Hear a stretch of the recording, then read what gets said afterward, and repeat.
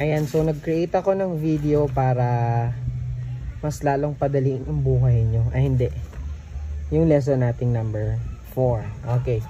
So, arithmetic sequence. So, ang pinaka-originated term niya. So, a sub n is equal to a sub 1 plus the quantity of n minus 1 times d. So, a sub n is the value of the last term. A sub 1 is the first term. N is the number of terms and this is the common difference. So, gamitin natin sa letter A, finding the n term. So, yung last term, anong value. Example, 6, 2, negative 2, negative 6. And then so on and so forth. Find the 14th term. So, syempre, unahin natin yung given. So, first term, that will be 6. Common difference, paano kunin si common difference? Second term minus the first term. So, 2 minus 6. So, the answer is negative 4. And n is 14 kasi yun yung hinahanap. What is the 14th term? So, yun yung hanapin natin. What is the value of the 14th term? With the use of the formula, a sub n is equal to a sub 1, n minus 1 times d. Substitute the given value. First term is 6, n is 14, and d is negative 4.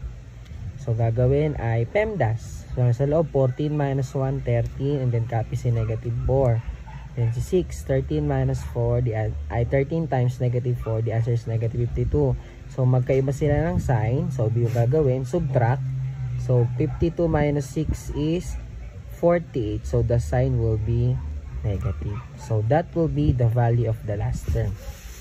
Second one is finding the first term. O, dahil dun pa rin tayo sa formula na yun, nag-create na lang ako para mas mapadali kayo.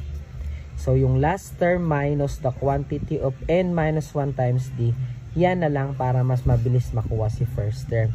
For example, what is the first term of the arithmetic sequence with the common difference of 5 and the fourth term is 32?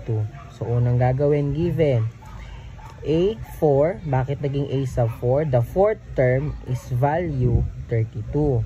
N natin is 4 kasi pang fourth term, number of terms si n. And then with the common difference of 5. Hanapin natin si first term. So, solution. O, ito na yung gagamitin ng formula. A sub 1 is equal to a sub n minus the quantity of n minus 1 times d. Ganito pa rin naman siya yung formula ginagamit natin, pero mas pinadali ko na lang siya. Okay, so 32 yung last term. Ito siya, value ng last term or the fourth term is 32 minus n, which is 4 minus 1 times the common difference of 5. So, PEMDAS 4 minus 1 naging 3. So, copy si 5. So, 32 minus 3 times 5 is 15. So, the answer is 17. Di ba? Mas madali. And then, lastly, find the common difference. So, gumawa ulit ako ng formula. Nag-create ako ng formula doon sa pinaka-originated na arithmetic sequence. So, a sub n, which is last term, minus the first term all over n minus 1. For example, find the common difference of an arithmetic sequence with first term 11 and the sixth term is 56. So again, given. Laging uunahin ang given. Pero dapat ang unahin ng sarili. A sub 1, first term is 11. Ito, first term is 11. N is the number of terms which is 6. And the value of the last term is 56. What is the common difference? With the use of the new formula, d is equal to a sub n minus a sub 1 is equal to n minus 1.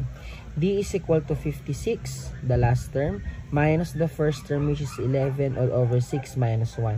So, 56 minus 11 is 45. 6 minus 1 is 5. So, 45 divided by 5 is 9. Sana may natutunan kayo. Ayan siya.